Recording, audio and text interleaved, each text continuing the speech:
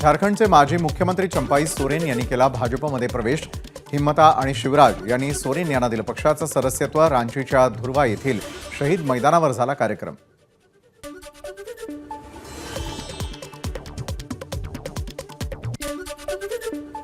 पश्चिम बंगालच्या मुख्यमंत्री ममता बॅनर्जी यांनी पंतप्रधान मोदींना पुन्हा लिहिलं पत्र। बलात्कार आणि हत्येच्या प्रकरणामध्ये कठोर केंद्रीय कायदा आणि शिक्षेची तरतूद करण्याची तसंच सुनावणी पूर्ण करण्यासाठी ठराविक वेळही ठरवण्याची मागणी। राज्य निवडणूक आयोगाच्या प्रमुख बनवण्यासाठी मुख्य सचिव सुजाता सौनिक यांच्यावर दबाव। आदित्य ठाकरेंचा राज्य सरकारवर आरोप।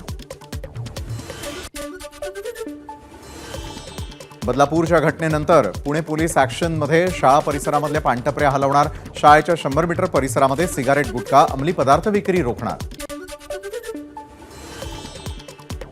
महिला पत्रकाराला शिवीगाळ प्रकरण वामन म्हात्रे यांना हायकोर्टाचा सोमवारपर्यंत अंतरिम दिलासा।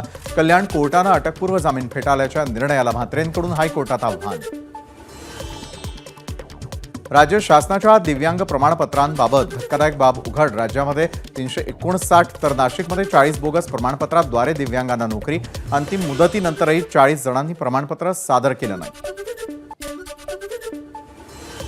ट्रान्सजेंडर ओळखपत्रावर आता पॅन कार्ड काढणं झालं शक्य। ट्रान्सजेंडर पर्सन कायदा 2019 अंतर्गत जिल्हा मॅजिस्ट्रेटकडून मिळालेलं ओळखपत्र पॅन कार्डसाठी वैध। केंद्र सरकारची सुप्रीम कोर्टाला माहिती। शालेय पोषण आहारामधील मसाल्याच्या बंद पॅकेटमध्ये आढळली मृत पाल। अकोल्यामधील तळेगाव जिल्हा परिषद शाळेमधील प्रकार। जिल्हा परिषदेच्या सभेतही मुद्दा उपस्थित।